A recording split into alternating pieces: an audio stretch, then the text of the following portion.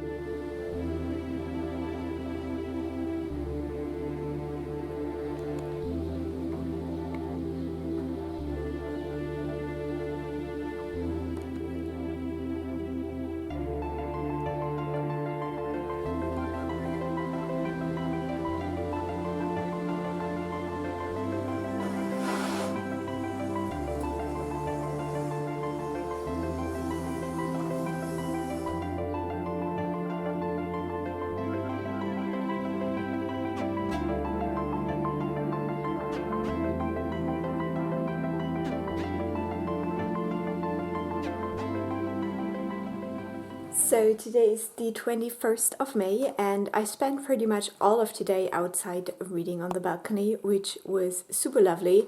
This one is still a little bit scared, but that's alright. She's settling in very well. And I finished a book, so I thought I'd give you a very quick update. And the book that I finished is The Wall of Storms by Ken Liu. I can't believe that I read this in just about a week.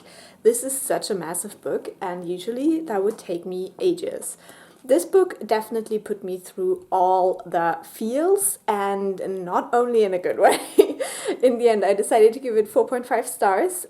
Definitely liked it a little bit less than the first book, which I was not anticipating because so many people loved this one better. But for me personally, the first one is just more of what I like to read, and this one is probably more what like a lot of fantasy readers like to read. But yeah, I finished this beast. I will do a complete reading vlog where I talk about this and all the other books in the series. So if you want to hear more, that will come probably in June.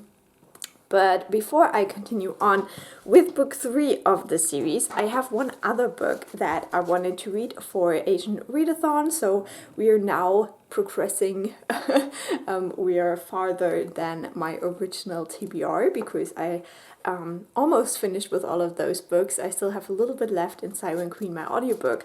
So the one book that is on my spring TBR that fits quite well with the Asian TBR as well is Disability Visibility by Alice Wong. Now, not all of the voices in here are Asian, but the main editor, Alice Wong, is an Asian American activist to fight for disability rights, and so I would definitely recommend you to look her up. I think she's very impressive as a person and a great activist, and so I'm very intrigued to read what is inside this book. So this says first-person stories from 21st century, and I think this is a collection of essays about how disability impacts the life of different people. Okay, so with finishing The Wall of Storms, I actually could manage to look for the poison in another spot for the Magical Readathon quest, the Aurelium quest, and in an unexpected turn of events, that was actually the correct one. So I just found the poison that we were looking for, and now I have to destroy it. And for that we need a color wheel. So I have one right here, and we spin for a color, and to destroy the poison I have to read a book that is that color. So let's just try.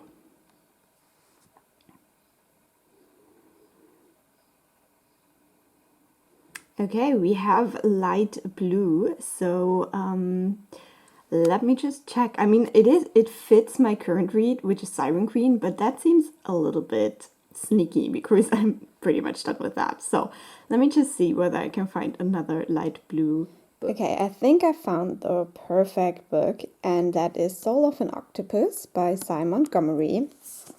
I wanted to read this very soon anyway. I don't think I will squeeze it into May, but I hope I can read it in June. And then I think I will be finished with the quest, which is so unexpected because I really didn't think it would be that fast. So today is the 24th of May, and I think it is time for an update. Last night I finished Siren Queen by Nghi. This is a very difficult book for me to kind of recommend and to rate. I am somewhere between a 3.5 and a 4-star, but I feel like I'm just a little bit too stupid to really understand what this book was saying. I think there is a lot of criticism of the movie industry, and especially the movie industry of the time, and obviously the racism in there. But because of the magical nature of some of the events, I just have a harder time wrapping my head around some of the things that were happening and why they were happening and what they are supposed to comment on, because some of them were quite out there, to be honest. And so I think I will settle for a 3.5. It's more like a 3.75, but what is that even? But I found myself not always being in the mood to listen to it. Maybe it's just because my life is very busy right now, and so sometimes it was just a little bit of an overload, and then to listen to something that I also felt like I wasn't quite grasping, it just wasn't the best time. So I still really enjoyed it, and I think if you want to read it, I would still recommend it, but just keep in mind that it is very wacky and the fantastical elements in there. So I finished that, and now I want to be one of the cool kids, so I started listening to Yellowface by R F Kuang. I have read the whole Poppy War trilogy last year. I wasn't the biggest fan, I also didn't hate it, but there's just something about the fantasy writing of R F Kuang that is not my favorite. So I haven't read Babel yet, but Yellowface is not a fantasy, and I definitely want to see what R F Kuang is doing outside of the fantasy genre. And so I have listened to about half an hour, so not that long so far, but the beginning of this book is very strong. I'm loving it right now, so I hope that this will be a very, very successful time with this book. And then I also wanted to give you a quick update on Disability Visibility. I'm not that far in, unfortunately. I'm about 50 pages in, and I don't remember whether I gave you an update on this because I haven't read in it for a couple of days now. But yeah, it's not going so fast right now, again, just because life is busy, and I was in the mood to rewatch The Great Gatsby the day before yesterday, and so no reading has happened for a couple of days. But yeah, that's what's going on, and I will update you when something interesting happens, hopefully with a gush about Yellowface.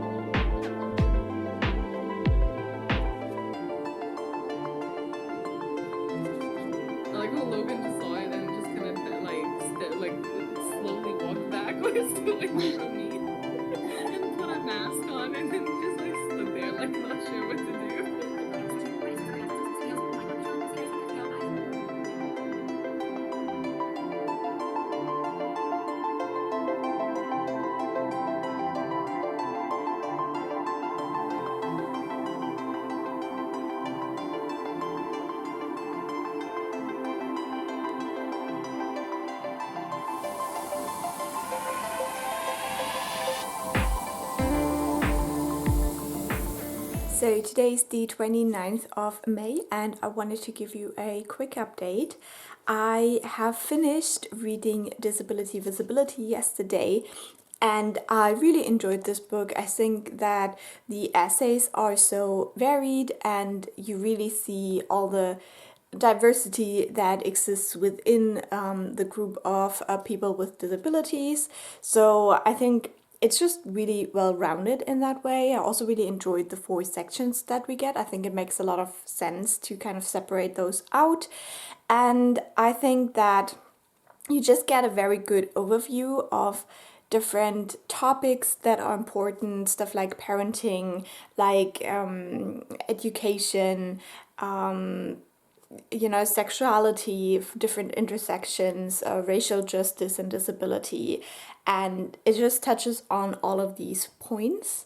I think because of that, and because it isn't the longest book, sometimes it stays a little bit, not abstract, but it just can only show like some of the arguments in this particular topic, and then in the end you have a very long reading list if you want to continue reading about people with disabilities and stuff like that. So I really enjoyed this. I gave it 4.5 stars. I think this wasn't life-changing for me just because I'm also not really used to reading essays, and because even though I learned some factual new things, I don't feel like it changed my perspective on anything. So yeah, it was good. I would definitely recommend it if you're interested in this topic, but I think it wasn't a life-changing read in that sense.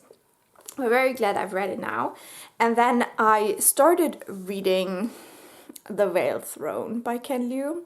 This is the 3rd book in the Dandelion Dynasty series, which I'm doing a separate reading vlog for. These books are massive, so I will not finish it this month. Probably will take me a while. This is almost 1,000 pages, so we'll see how fast I can be with it. But I'm working on that now, and I'm very excited to continue on with the series and then hopefully finish it in June as well with the last book. And then for my audiobook Yellowface, I also don't think I will finish it this month, but I am almost halfway done with it right now. And I am really enjoying this book. This definitely is entertaining. It has a main character that is wonderfully nasty. It talks about publishing, how it works right now. It has a lot of interesting and important discussions on race and publishing, but also just fame, I guess. So yeah, I'm really enjoying that book. I'm very glad that I picked it up. I have read the Poppy War books by the same author, R F Kuang, but I wasn't like the biggest fan of them, and this one works so much better for me just because of the writing style. I feel like I just enjoy this kind of writing and this kind of story much more. So yeah, I'm having a great time with that audiobook as well. So reading is going really, really well right now, and I'll update you whenever something interesting happens.